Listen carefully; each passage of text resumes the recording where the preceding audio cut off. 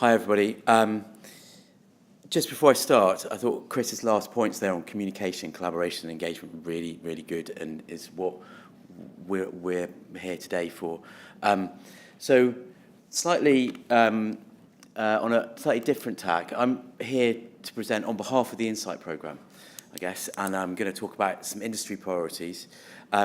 And I know we've got some of our industry reps in the room, and I'm probably not going to get all of these right, but hopefully these reflect some of the conversations we have within the INSITE programme. Before I do, I was slightly gutted yesterday when I saw that most of the speakers yesterday presented bits of my slides this morning. So bear with me for a bit, but I think it is just worth recapping where we are and the context within which we are operating. So you'll have seen Colin talk about this much more eloquently yesterday. The OSPAR Quality Status Report 2023 is worth going to have a look at, if only just for in terms of science communication, and the way they're putting it across is great on their website. I picked out some of the key bits in there that are worth thinking about. So negative impacts from oil and gas continue to decrease. I presume that's because production and exploration are decreasing. Hazardous substances are a cause for concern. Noise pollution remains a threat and is going to get even more when you think about all the piling that's going to be going on in the North Sea over the next decade. Benthic habitats continue to be damaged, and the impacts of climate change are clearly measurable. And then when you put that broad-scale assessment against the UK Marine Strategy Status Assessment from 2018, and this is based upon data that's earlier than that, but it's worth looking at. So the UK Marine Strategy comes from the Marine Strategy Framework Directive, which our colleagues talked about, and sets out good environmental status. It's the way that we measure how well we are doing. This is the second status assessment. I think the third status assessment is underway at the moment. And in the second status assessment, of the 15 indicators we've got there, 6 were not met. 5 were partially met and 4 were met. And actually you can sort of ignore all the other stuff. Just think about those top line figures. So some really important things to think about there. And when we're thinking about what we do with the UK Marine Strategy going forward, there are really important questions to be asked about, is the programme of measures that we've got in place the right one, and is it sufficient enough? And those are different questions. So you might have measures in place that are the right measures, but do you have enough of them? Are the targets that we're looking at the right ones? And we've talked about Brexit quite a lot. And these targets and indicators, I was involved in some of the negotiation of them back in, God, I don't know, the early 2010s. And when you get targets done by committee, they need to be right for everybody, but are they right for the particular situation we're looking at?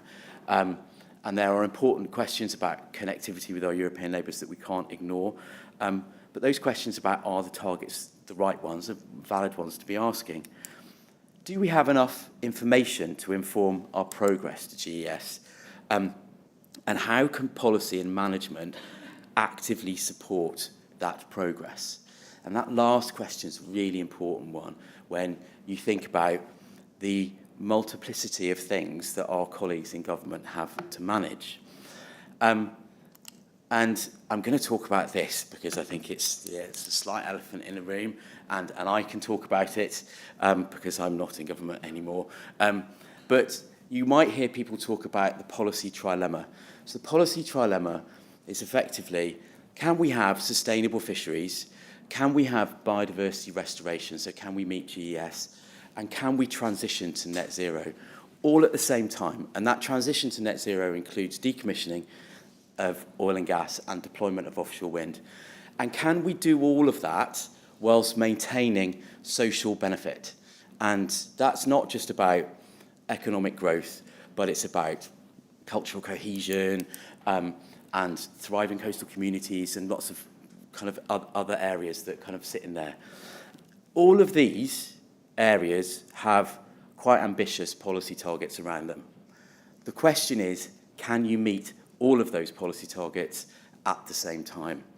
And that question requires consideration not just of the environmental evidence of the effect that these things have on our ocean, but also how prepared are we to make trade-offs between those different areas.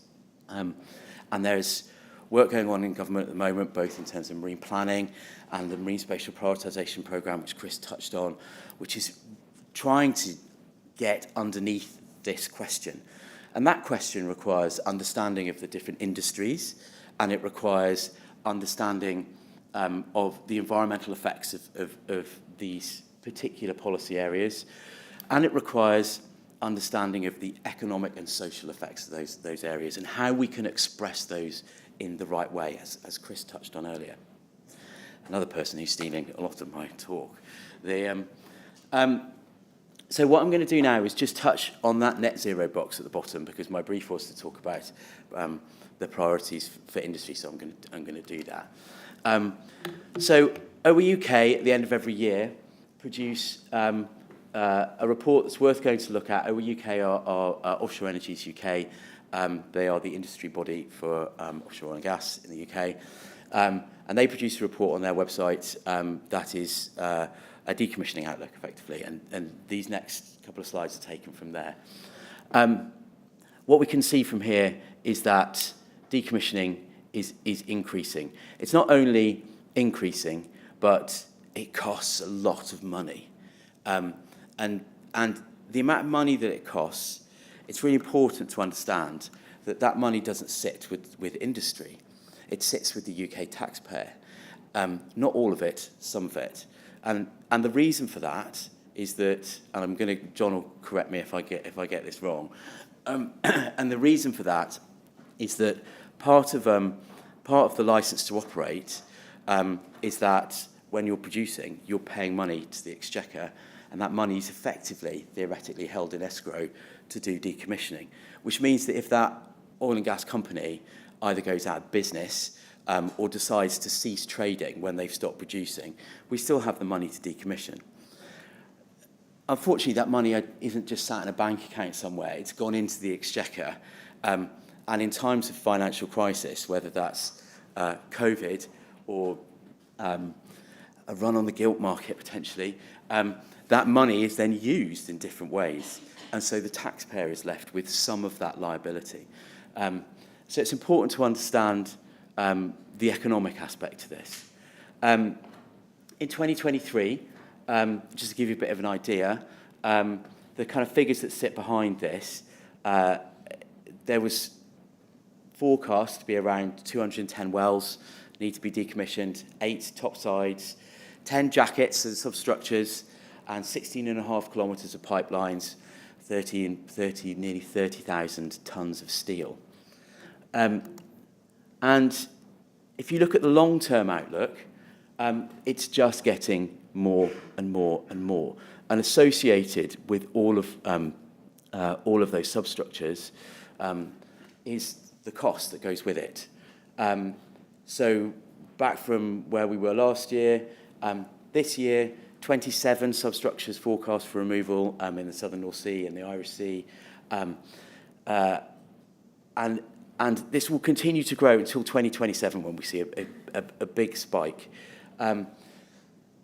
With all of this, there is uncertainty for industry. There is uncertainty around market conditions. There's uncertainty around the availability of the assets that are needed to remove all these structures, particularly heavy lift vessels, which I presume are competing for business with the offshore wind industry as well. Yeah, John's nodding, that's good, yeah. And aligned with that, understanding some of the stuff we're talking about today around derogation. And that will make these forecasts go up and down. But I think that the key message to take away is, as we've heard all the way through, we're only at the beginning, really, of the rise in decommissioning. And actually, what we're coming to is that we need, if we're going to make a change in how things are done, it needs to be done really in the next couple of years, because even then might be a bit late to make any difference, potentially. So then we put that alongside offshore wind, and we've talked a lot about offshore wind. and we talked a lot about the government ambition, which is 50 gigawatts by 2030. This diagram comes from the Committee for Climate Change and is their prediction of what we need to meet our 2050 targets on net zero, which is 125 gigawatts, which is massive. And if you think about the figures we were talking about to 2030, which is 50 gigawatts, then 50 gigawatts, we're going to need to more than double that to meet our 2050 targets. And when you talk about spatial squeeze, and you talk about the amount of structures that are going to be deployed in relation to the amount of structures that are taking out, that is massive. It's big just with round 4, round 5 in the Celtic Sea. The Crown Estate have just announced the capacity increase round for round 3. There's Scotland up in Scotland. And so there is this huge industry that is springing up that we all know about. And when we're thinking about those really important questions about how we meet good environmental status, and are our measures sufficient, are our targets the right one, and is policy being informed across different sector areas, we need to do it in this context. So I'm going to go back to oil and gas and our Industry Executive Committee from INSITE. Last year, we worked with the Industry Executive Committee to say, if we were going to extend the INSITE programme, what would you want to see? What would you want to see in it? And we ran a couple of workshops with them where we were thinking about what are their priorities. And we came up broadly with 13 areas you can see here, and I'm going to talk a bit about how we are hoping to meet those. So if I get my laser, if I go to the purple ones over on this side here, so there's always going to be a desire to think about environmental effects.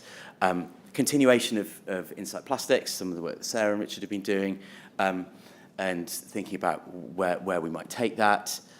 Understanding the long-term effects of contamination from marine artificial structures, and we've heard loads of that yesterday, and that's still going to be of interest.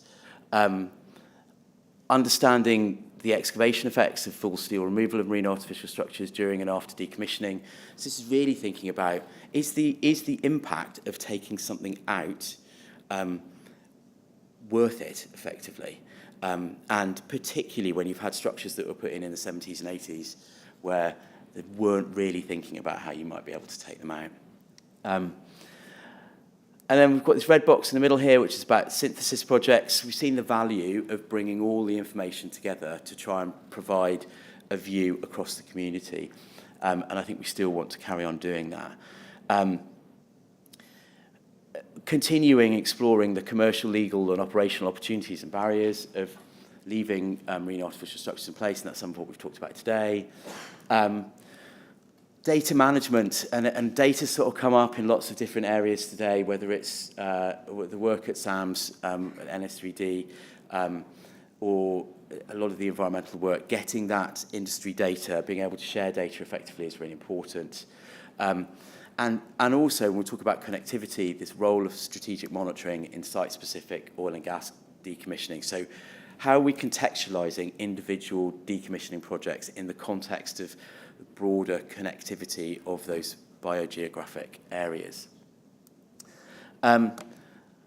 We've talked a bit about valuation, so the valuation of marine artificial structures over a life cycle, so understanding the biodiversity and wider value of marine artificial structures for comparative assessment. Mark talked a bit about comparative assessment earlier. I think it's fair to say that there are areas where the way that we understand comparative assessment in terms of both environmental value as well as environmental impact could be worked on, and that's an area that we think is worth looking at. And also nature-positive decommissioning approaches. You'll hear colleagues from UK government talk about net gain and environmental restoration. Nature-positive is the word that the Convention on Biological Diversity uses, and the last Council of Parties, which is, so you have a climate change COP, you also have a CBD COP. And at the last CBD COP, there was an agreement made that put a requirement on corporates to make sure that all their activities are nature positive in some way. And what you'll find is the big energy companies taking this very seriously. And we had Michael Cobb from BP yesterday, who I'm not sure is here today, who is their nature positive lead. And so whilst government's thinking about how they deliver statutory net gain, you have a lot of the energy companies and indeed a lot of the big corporates thinking about how do we deliver net gain on our own, on nature positive operations. And then this bit here about opportunities for policy advice. So what is the role of marine artificial structures in delivering good environmental status? And that's a question that sort of needs to be taken as a kind of agnostic from policy and from a derogation case. So scientifically, what could be the role of marine artificial structures in delivering good environmental status? In a world where we didn't have any policy positions, what would you do in that situation? And that's a really interesting one to think about. And then similarly, what is the role of marine artificial structures for protected sites, for sustainable fisheries management, and for the large-scale deployment of offshore wind? And particularly thinking about mitigation, compensation, and how you can pass environmental value potentially from one sector to another. Just to see how we're going to deliver this. So last week, 2 weeks ago, I think, the NERC announced the Values of Marine Artificial Structures programme, which is a NERC programme that has partnership funding from INSITE. And we are in the final stages of getting INSITE Phase 3 up and running. It's taken a long time with lots of corporate lawyers to try and get that in place, but it looks like we are there.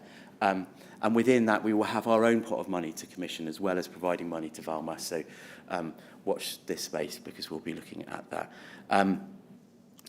Just really briefly, the Value of Marine Artificial Structures programme, which, because of the election, I think the call was going to be announced in a few weeks, but because of the election, I think needs to be made after July.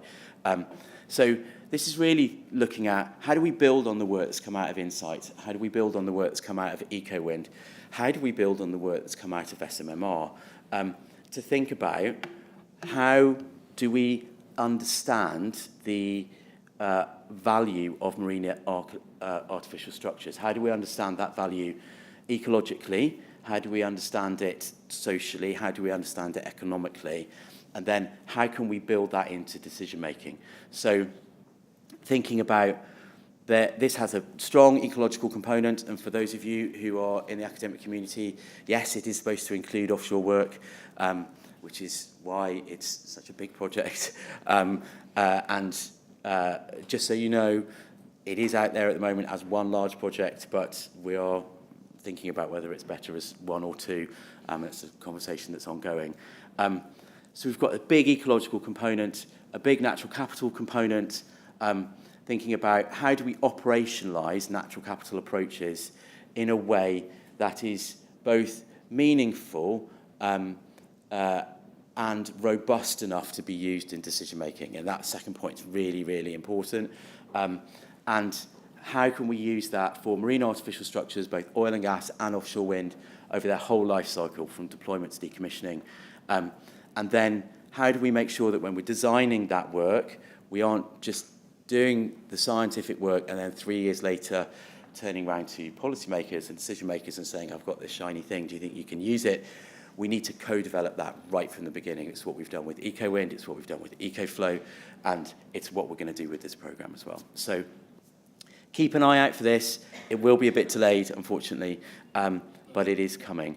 And hopefully, we'll be able to really galvanise all the work that's come out of INSITE and those other programmes and make it as applied as possible. So that's where we're going. Thank you all.